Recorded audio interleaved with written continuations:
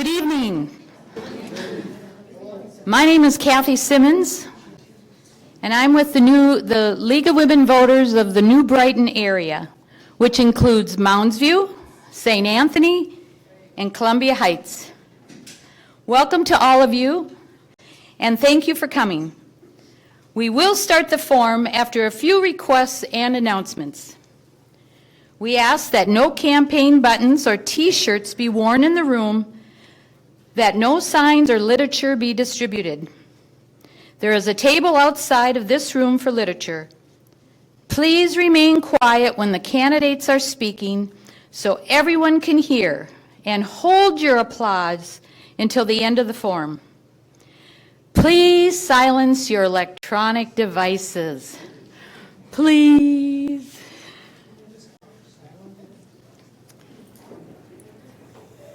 The forum is going to be recorded by 9 North and will be available online now and in the future, so you can see yourself, maybe. Our co-sponsor tonight is St. Anthony Chamber of Commerce. The views expressed are those of the candidates and not the League of Women Voters or the Chamber sponsorship of this forum, and it's not endorsed by the League or the Chamber or any particular candidate. There is never enough time to cover all the issues. If you feel your question was not addressed, please contact the candidate directly after the forum. And now I would like to introduce our monitor, Betty Ruther, a member of our league who resides in New Brighton and is a certified moderator by the League of Women Voters Minnesota. Our timekeepers this evening are Jenny Bjorky Ullman and Mary Berg. So that's for you guys to see.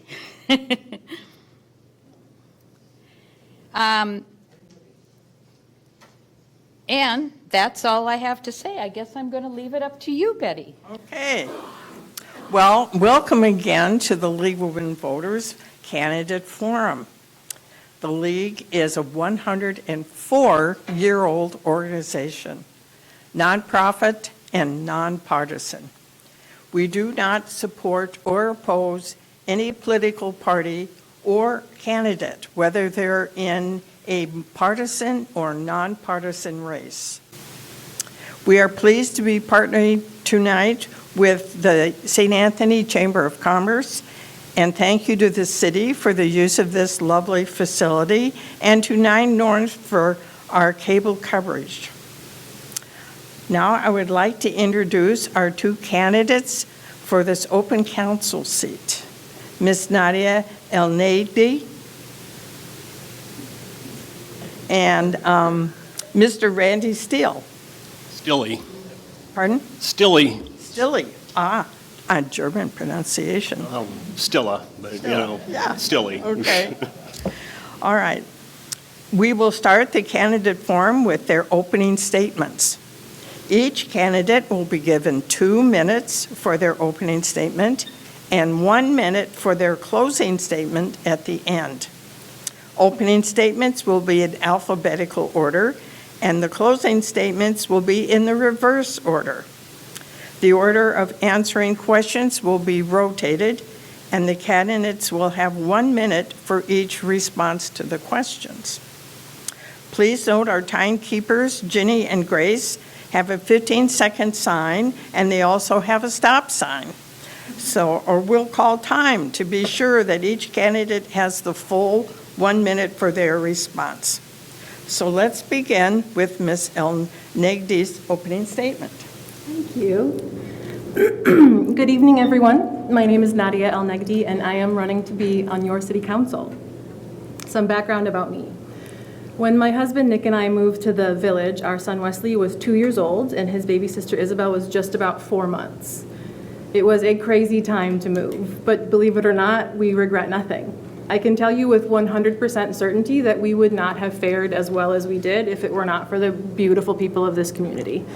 Our neighbors kept us sane and safe, and we cannot say enough about how grateful we are that we get to raise our kids in this place. Honestly, we loved it so much that, believe it or not, 8 months after we moved in, my parents moved in 2 blocks down the street after selling my childhood home. Hi, Dad. Professionally speaking, I have dedicated my life to public service. Come August, I will have been with the Hennepin County Attorney's Office for 14 years. The first 3 years were spent prosecuting property crimes. That's harm to stuff, not people. The last of which was as the special prosecutor dedicated to gun crimes coming out of North Minneapolis. The next 7 years were spent prosecuting violent offenders with a specialty in child abuse. In 2020, I took over as director of the office's expungement program. And in that role, I have been able to use evidence-based best practices to build a program that increases public safety while simultaneously increasing accessibility to eligible members of our community. Before moving to St. Anthony, I spent 4 years on the board of directors for the Junior League of Minneapolis, which is a nonprofit dedicated to community service and developing the potential of women, and 2 years on the board of the Citizens League, a nonpartisan organization that works to engage people in public policy to make Minnesota a better place for everybody.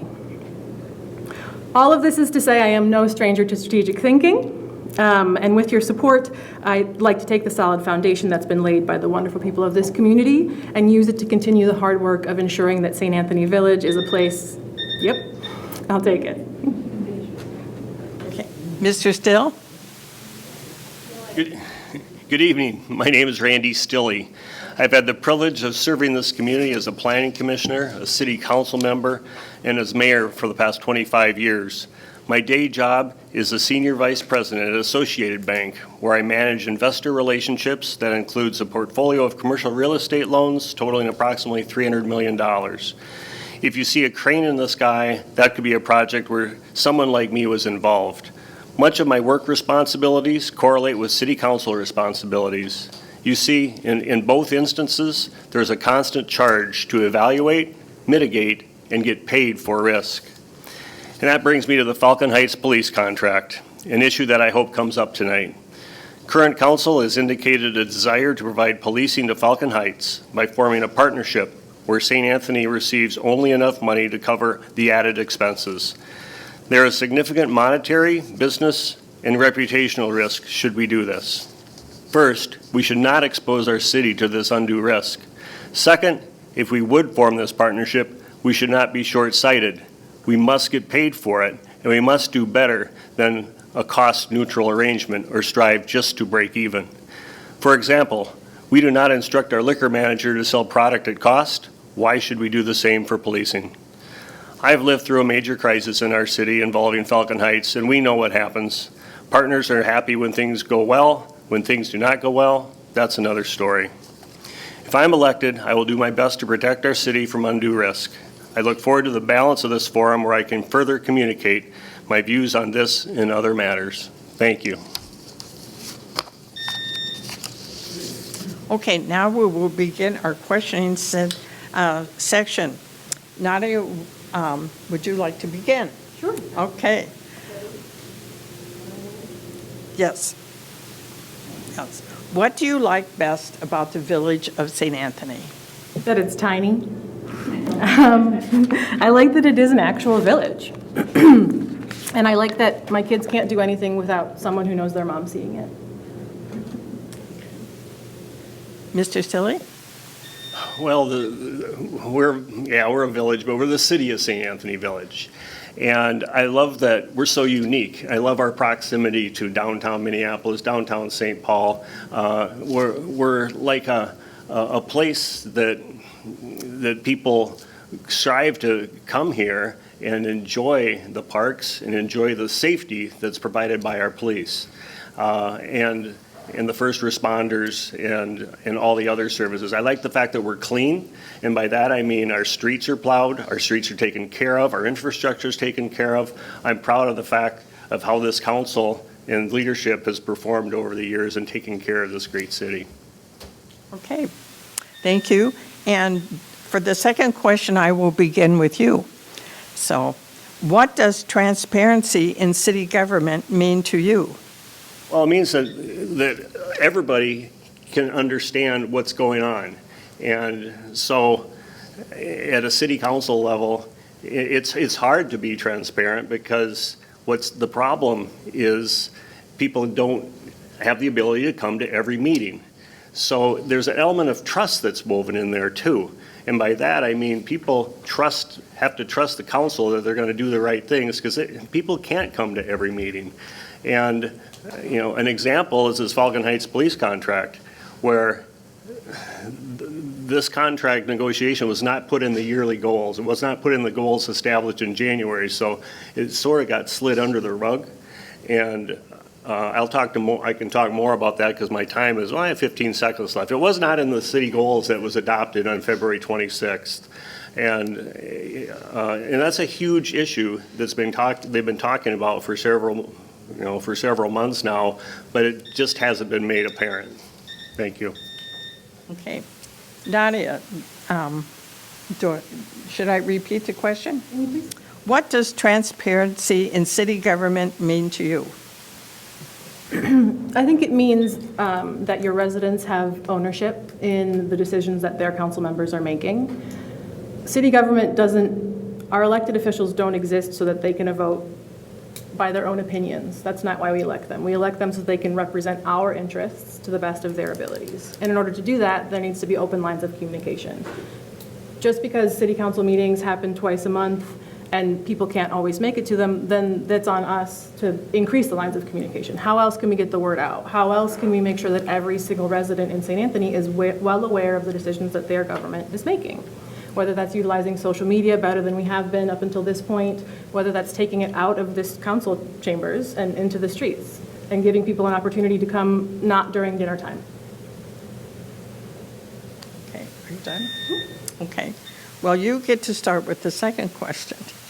Please describe your community involvement or experience in St. Anthony and the length of your service. Sure. We haven't been in St. Anthony for very long. March of 2020, the day after the stay-at-home order went into effect. Since that time, I have volunteered. Well, my husband has coached 3 years of t-ball. This year was my first year coaching our daughter in soccer. I've volunteered organizing the storage room at the community center, where my children both attended preschool, and then lots of reading there whenever they let me come. Once my son started at Wilshire Park, they have excellent volunteer opportunities. So Mondays I was in his classroom reading for half an hour. On Fridays I was in the library helping with whatever Miss Lecanto needed. And then working with Miss Summers in the art department, helping however I could. So we haven't been here for too long, but we're doing as much as we can. Thank you. Mr. Stille.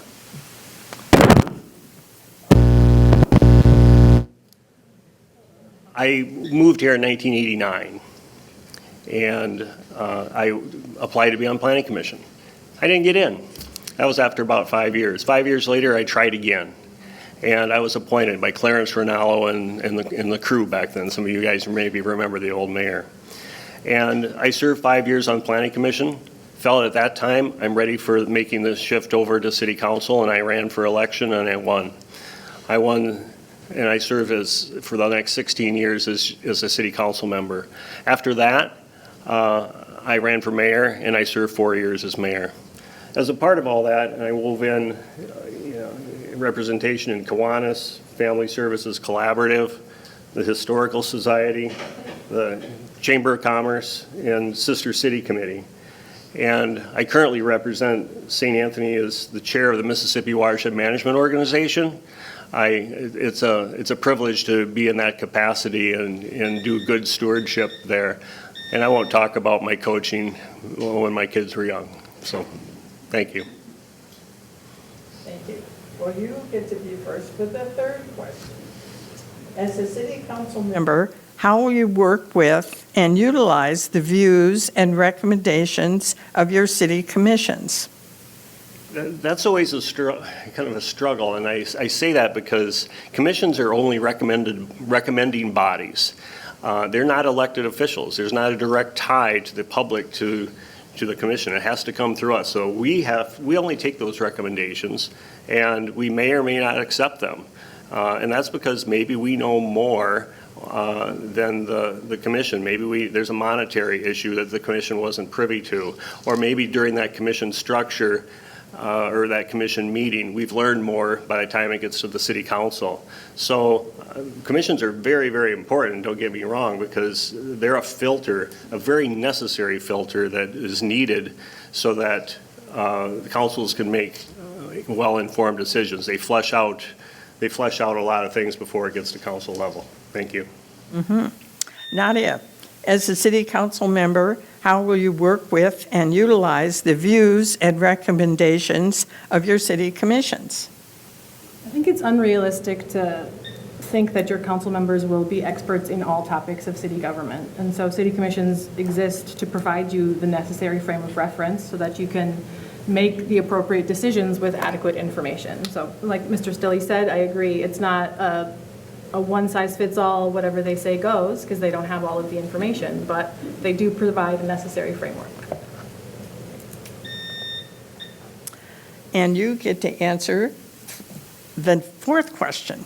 If a neighbor wants a change in a city code, how would you propose to resolve his or her problem? This is an interesting question, because this is something that I think is actually not very easy to do right now. If there is a problem in St. Anthony, what do you do with your complaint? As far as I'm aware, what you do is email somebody and hope that it eventually gets to the right person. Where are those complaints being tracked? How do we know how many are coming in about the specific issue? And how are we holding ourselves accountable to actually solving these problems? And so I think there needs to be a lot more information about how to connect directly with the problem solvers and the residents themselves. And I think I'll leave it at that. Thank you. Mr. Stille. We have a city manager form of government here, and what happens is if a resident has an issue, he or she should contact either the city manager or a council member. If they do contact a council member, it should go straight to the city manager, and that person can tally up the demand or tally up if they get multiple emails, of course, on what to do with them. But then the process would be such that if the city manager brings it to council, it may get put down to, say, the planning commission or the parks commission, and back to the previous question, things get vetted out, and then back to the city manager or back to the council and for adoption of a potential ordinance change or code change. So there is a method to the madness. Thank you. Thank you. And you get to start with the fifth question.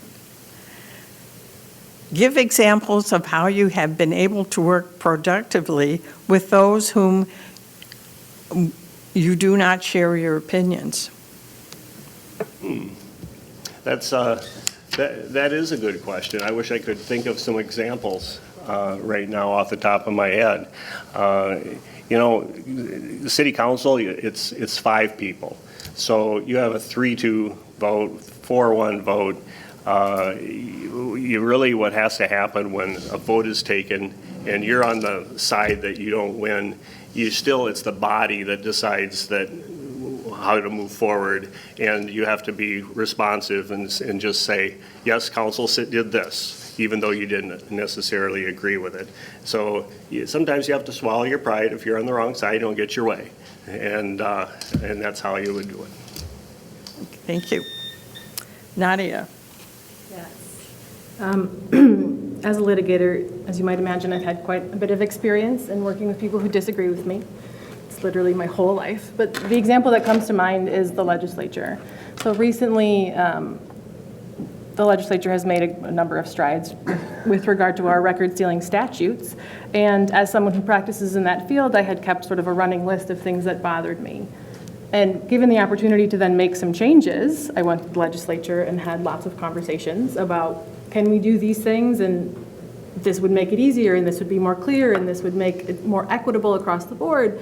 And as happens with government, I ran into a lot of walls, a lot of pushback, a lot of explanations for why it couldn't happen that didn't make a lot of sense to me. And so in those instances, my goal is get what I can, do as much as I can and go as far as people are willing to let me go. Thank you. And you get to start with the next question. The City Council's chief responsibility is to set strategies for the city. And this has two parts.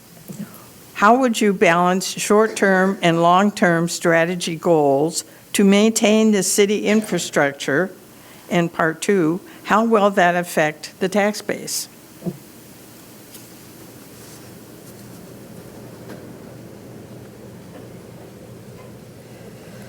Okay, so first question. How would I balance short-term and long-term strategy goals? Correct? Yes. Well, that, I think, takes a lot of different considerations. Always what is most important to our residents, I think, needs to be top of mind, no matter what. And then it's a matter of what does the budget look like now? What are the various factors that are coming into play? How much do we have in our reserves versus what sort of expenses do we have coming down the line? And then all of those moving pieces work together to best meet the current needs of our community. And how would that affect the tax base? I think hopefully it wouldn't. Well, it kind of depends on what goals we're working toward. If it's bringing in more business, for example, that would increase the business tax base, which would lower our tax burden for our residents. And I think my time is about to be up. Mr. Stille. Question was about as long as my answer is probably going to be, but we'll see. Well, the first thing that struck me when you asked that question is debt, how you balance short-term goals and long-term goals, and what effect does it have on the budget, and what effect does it have on the balance sheet. And one is simple. Long-term debt should be used to finance, or selling long-term bonds should be used for long-term street projects. Things that a lot of times we do 15-year street amortizations on our bonds, and we do that because in 20 years we're going to have to touch that road again and do like we're doing 4 miles of street reconstruction this year. And so you have to match the maturity with the length of the asset. Same thing with our fire truck. We have we just about 5 years ago put a loan on a fire truck, and that's a 10-year loan. So that's how you kind of balance some of those cash flow items. Thank you.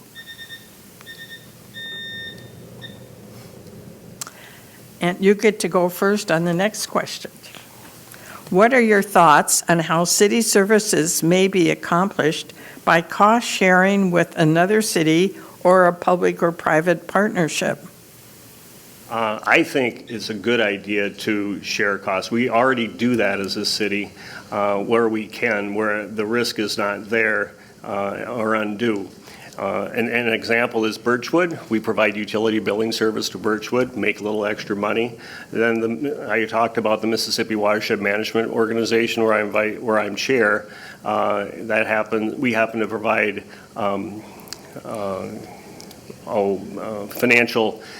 financial help to them, bookkeeping and so forth, along with human resources support. So we're always looking for more things like that. Those are just two things that fell into our lap.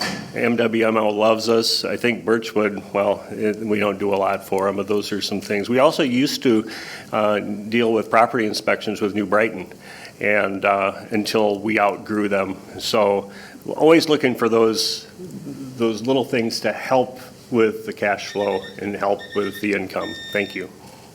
Thank you. Nadia? Can you repeat the question, please?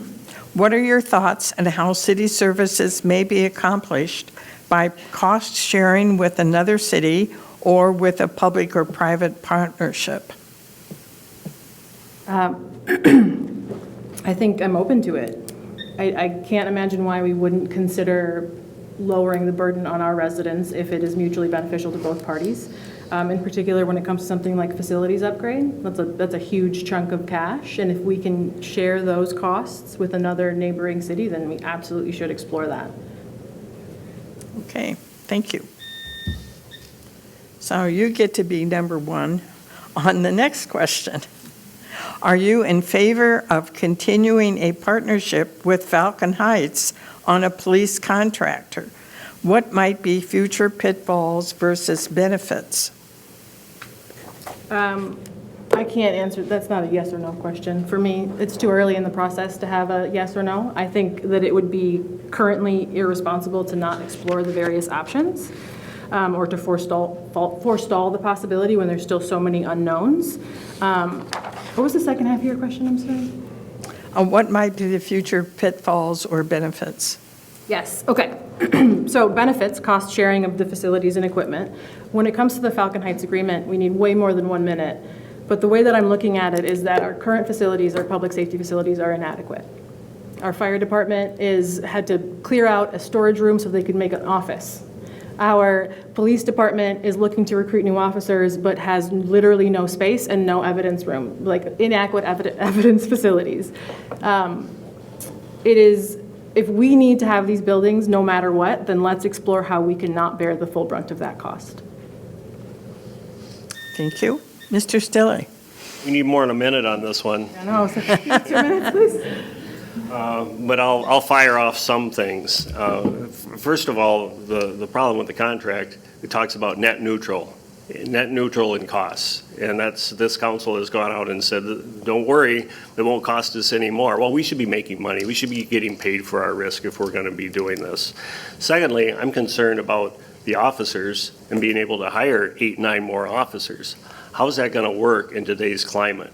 What if we can't hire those officers? What if we have to go back to extreme amounts of overtime? Number one, that's costly. Number two, that's stressful on our cops. We want them to be of clear mind so they know so they can operate the way in which they're trained. And we don't want them to be putting them into jeopardy because we're overworking them. That's just a few things. And I get into the reputational risk too. Anybody who lived through 2016, you know what I mean. Thank you. Okay, now to switch to a topic about local government. Mr. Stille, you would be number 1 to answer.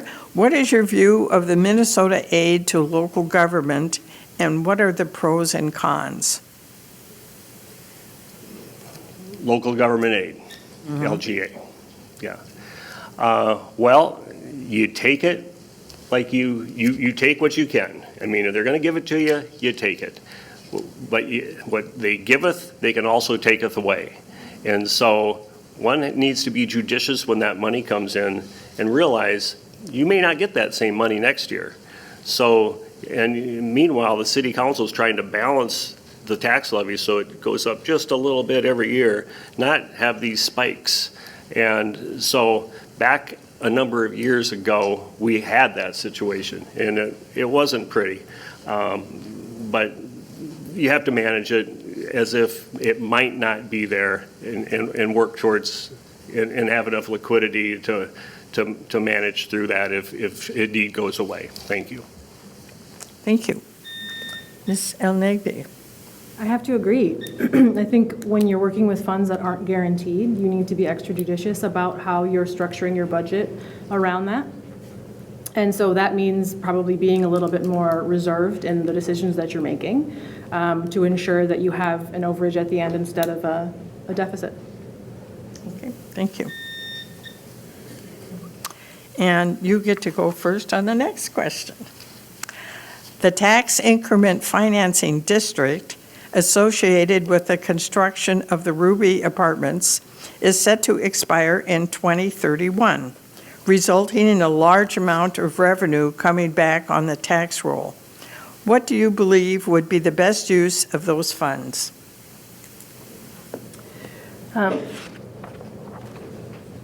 It's not a very fun answer, but honestly, I would love to build up our reserves so that we can plan for future infrastructure maintenance without any additional tax impact on our residents. Infrastructure maintenance is a guarantee. We're always going to have it, and so if we don't have to if our residents don't need to bear the burden of these regular assessments, I'd rather go down that road. But if it's for initiatives if we had more alternative funding or I could do what I wanted, it would be identifying a couple of initiatives with long-term impact that are already in line with the city goals, asking the people which ones they prefer, making it happen, and checking in to see how it's going. Thank you. Mr. Stille? So the Ruby, probably the first phase is probably a $55 million project. So what we're talking about is the increment in taxes that the project is generating, what it used to generate compared to what it will generate now. One thing is 7 years is a long time, and we're going to have a hard time possibly even getting that second phase done. Given the way the capital markets are and the financing arrangements, I notice they haven't started yet. Having said that, if this all works out, what I'm in favor of, you need to throw it back into the infrastructure. You need to, it's not exciting, it's not going to be shiny new toys that we're going to buy. We should be putting more of our infrastructure in, using less borrowing money, less bonds, and more cash if possible, to get to the point where, and that's the one thing on the infrastructure on the streets, but also you have to take a look at the capital improvement program and some of this rolling stock that we have. Some of these trucks are expensive, especially in the fire department, so we have that to consider. Thank you. Thank you. Okay, you get to go first on this one. I'm getting a sense there's a pattern. Oh, she did the last one, so you get to do this one. So, when considering redevelopment and revitalization in the city, how would you maintain existing opportunities and present new ones? Did you read that again? Okay. When considering redevelopment and revitalization in the city, how would you maintain existing opportunities and present new ones?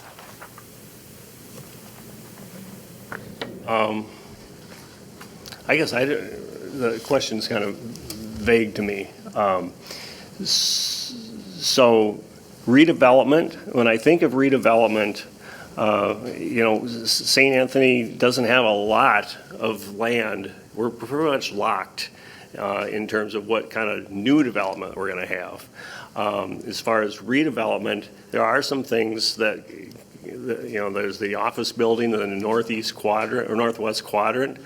That has been around for a little bit. The city owns a parcel on 39th and,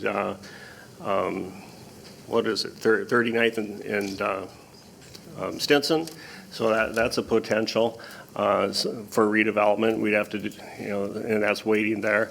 And then in terms of some of the older stuff, you look at I like to look at the project to the industrial area, which is east of Highway 88, and time's up on that one. Okay. Would you like to repeat the question? Please. When considering redevelopment and revitalization in the city, how would you maintain existing opportunities and present new ones? So in terms of maintaining existing opportunities, I think it's our local government's purview to see if you can provide alternative options that aren't just selling. So with our owner-occupied affordable housing, we could encourage that by keeping city-owned land in a perpetual trust and building accessible townhomes. We could protect the housing that does exist by offering alternatives to selling to new owners. Let's get some grants for revitalization or renovation. And in terms of presenting new ones, infrastructure is always super important. I know that we're small and landlocked, but it doesn't mean that there aren't opportunities. The Walmart site is an example of a missed opportunity, but the old gas station on Stinson, north of 37th, the shopping center down with the library, huge open parking lot, there is space for development. We need to make sure the infrastructure is there, and we need to do the legwork to get people interested. Okay, thank you. And since you answered second, you get to go first on the next one. Yes, ma'am. The referendum approved in the 2023 highlighted the lack of commercial property tax capacity in St. Anthony compared to neighboring communities. What can the city do to attract new and retain existing businesses to St. Anthony? Yeah, so kind of the same thing that I was just speaking of. Infrastructure is hugely important. We have the space. I had a conversation with the president of our Chamber of Commerce, and he agrees that we have the space. And so it's a matter of making it viable and interesting, exciting for new businesses. We could work with the partners at the Met Council and Hennepin County for rapid transit. Need to make sure that there's adequate parking and traffic that's set up so that these businesses can run effectively. And honestly, let's figure out how other people did it. We're surrounded by amazing cities who are making this work, and there's no need to reinvent the wheel. So if we can have a commission that, surveys the surrounding areas and see how they attracted business to their neighborhoods, and then how can we utilize that? Bring back the business retention and expansion team. Their whole purpose was to learn as much as they could about St. Anthony business, identify needs, and then help retain and attract new business. Thank you. Would you like me to repeat the question? Nope, No? I heard Okay. it. So I don't know where all the space is for development in St. Anthony right now. But I did go I went to pulled a CoStar report. CoStar report reports 316,000 square feet of office that's about 75% occupied. Not bad for St. Anthony, not bad in the struggling office market. But then what I found really interesting is the industrial had 361,000 square feet, 100% occupied. And the retail, 374,000 square feet, that's 97% occupied. What's this tell me? There's not a lot of space available for new businesses to come in. That leads me to believe that we're doing a pretty darn good job, number one. And number two, we also should stay the course, because the reason these businesses are here is because of our city services and because it's a safe environment due to our city services, the fact that we take care of our infrastructure. Thank you. And you get to be first for the next question. Okay. What do you feel is the biggest challenge facing your city today, and how would you plan to address or resolve it? Well, we talked about the Falcon Heights contract, which is already here, so I don't want to necessarily go back to that, but that sounds like it's going to be a big challenge if that moves forward. A lot of we are a high-tax city. People realize that, they understand that because they get something. I think the residents understand that what they, the price for what they pay is not that prohibitive. They don't like paying it, but they pay it.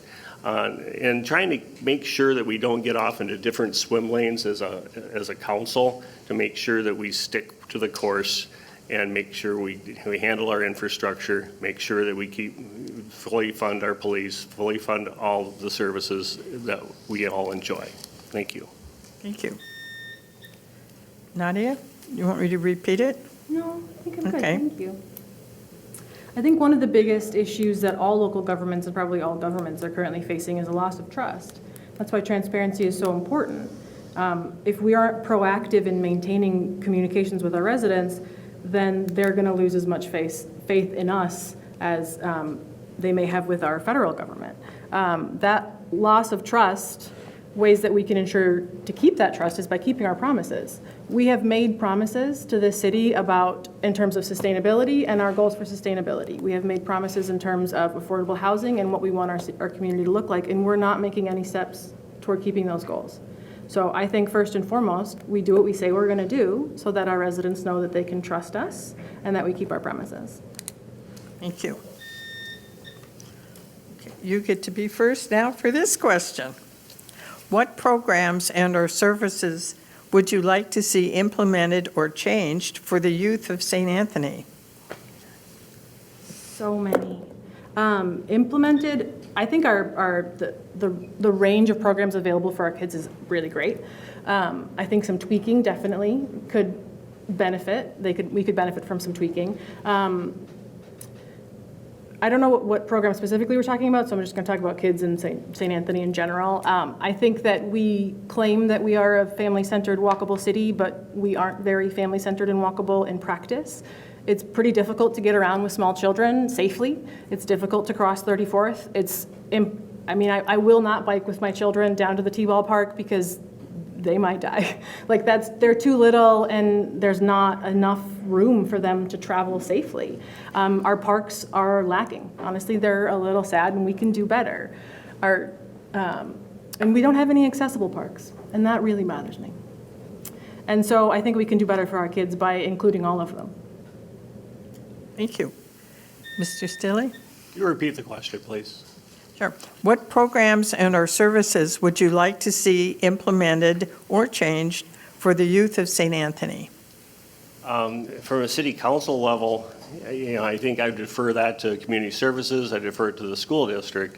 But we do have an obligation to have the infrastructure such that we're as safe as possible.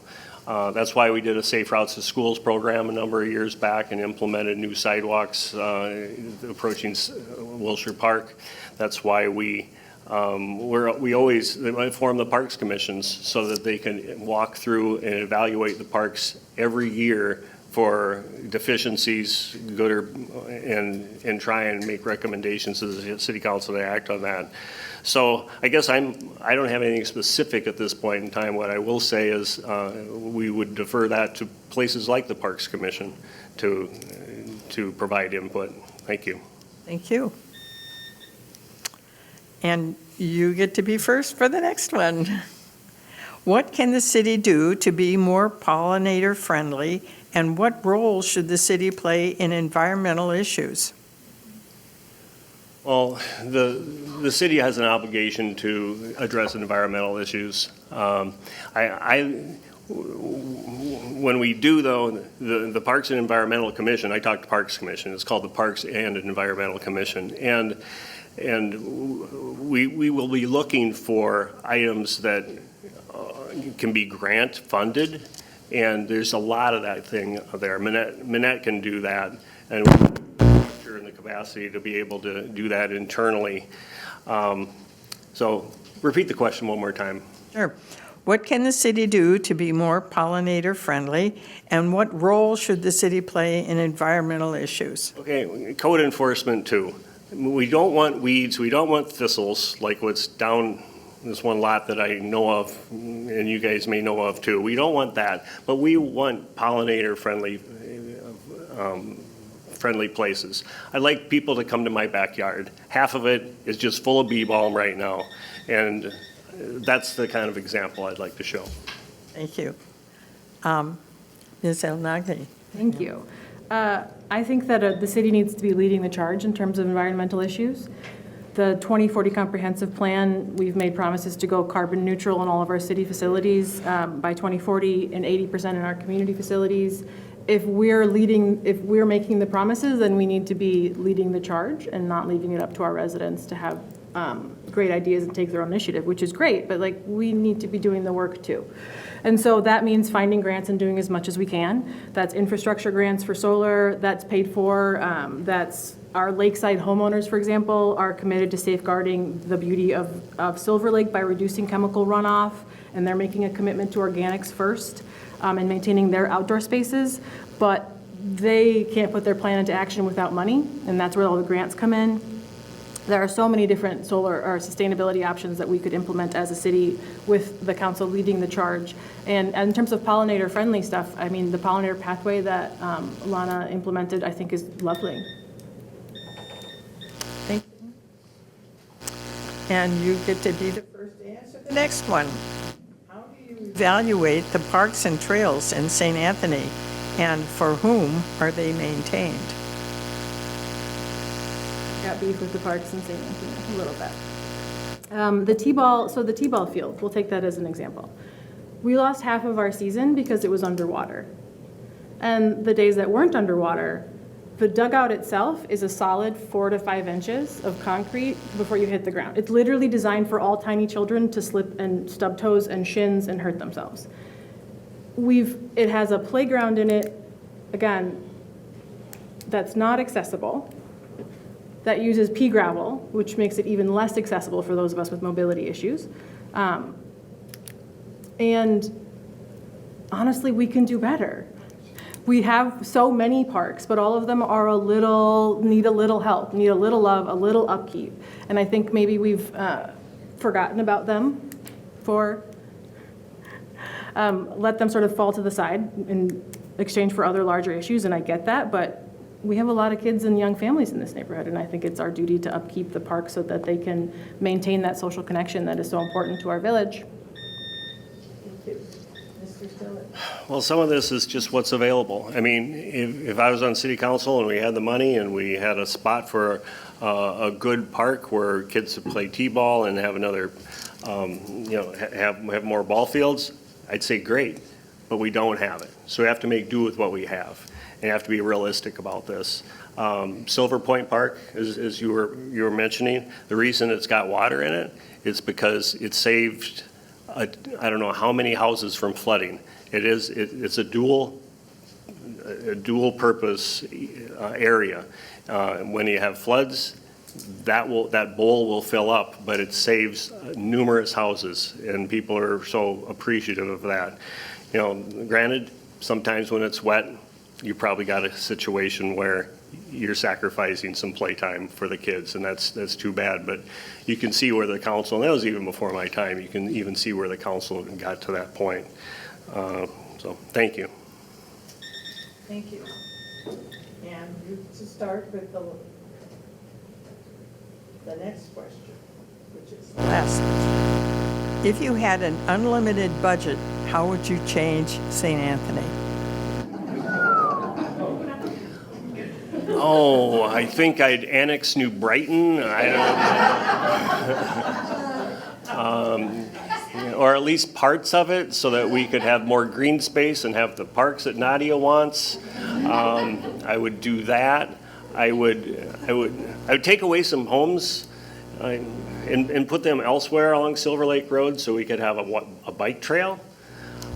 I would put more trails everywhere. I designate, walking and biking. Can I get back to you on that one? Thank you.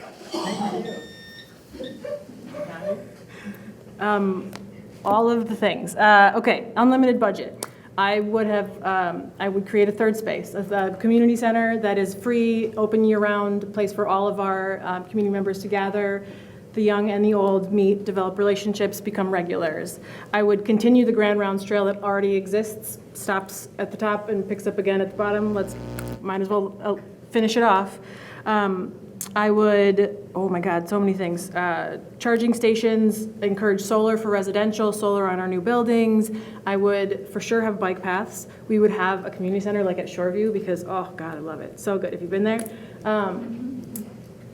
There's undoubtedly more. I would love honestly, if there were like a little coffee cart here so that when we drop your kids off in the morning, you can like pop over and have coffee and support our community in little ways like that.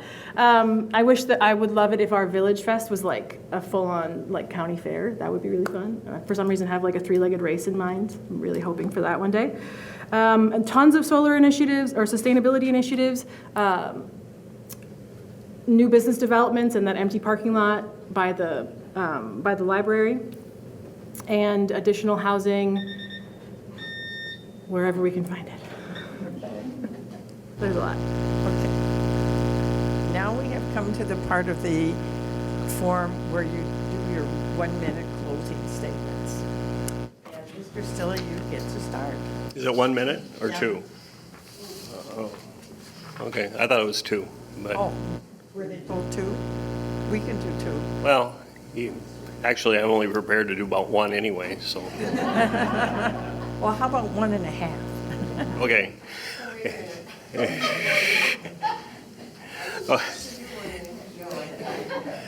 I'm going to ad lib from what I was going to say anyway. But thank you for the opportunity to serve the St. Anthony community. We've covered a lot of ground tonight, and I hope you agree that my skill set and experience is good for the city and the city council role, especially because this is a very short 16-month term, and so I offer the experience to hit the ground running. We talked about trust earlier, and I want to tell you one little story, and hopefully I can get this in. When I was talking to someone at the Kensington and campaigning last fall, and she said to me, Randy, I trust you. I don't want to have to go to all these meetings in order to make sure I'm represented. I trust you, and that's the way government should work. We talked about trust earlier. I'm so proud of that and being able to garner that kind of response from somebody like that and other people too. And I'll continue to work on trust for the people who don't trust me if I'm elected in the future. So special thanks for all my supporters and my wife, Donna, who's in the audience tonight. Thank you. Good night, villagers. Thank you. Local government challenges have gotten even more complicated in recent years, and now more than ever, our communities need to be able to rely on their representatives that are the closest to them. I recognize that most of you don't know me from Adam, and it's hard to place your trust in someone new, but I'm hopeful that my answers tonight alleviated some of your concerns. I recognize that St. Anthony was built by those before me, and my only goal is to strengthen our community for the next generation, for my babies and yours. We do that by getting curious, by asking questions, and seeking opportunities to ensure that our community continues to evolve with the world around it. Progress doesn't have to mean overhaul. We can appreciate our community as it is and imagine all that it can become to strengthen and nourish the next generation. I want to say a big thank you to the League of Women Voters for hosting this forum, and to the residents of St. Anthony and my husband who's taking care of the kids at home tonight. Thank you for coming out and asking your questions. It would be a true honor for me to serve this community. Again, I would like to thank and to remind you that the views expressed in this forum are those of the candidates and not those of the League or the Chamber of Commerce. Sponsorship of this forum is not an endorsement of any candidate by the League or the Chamber. The League would like to thank you all for coming tonight and our internet audience for viewing. We would especially like to thank our two candidates for being part of the democratic process by running for office and being willing to serve your community. Thank you all for your participation by coming tonight, and remember to vote August 13th. And you can do early voting, it's already started.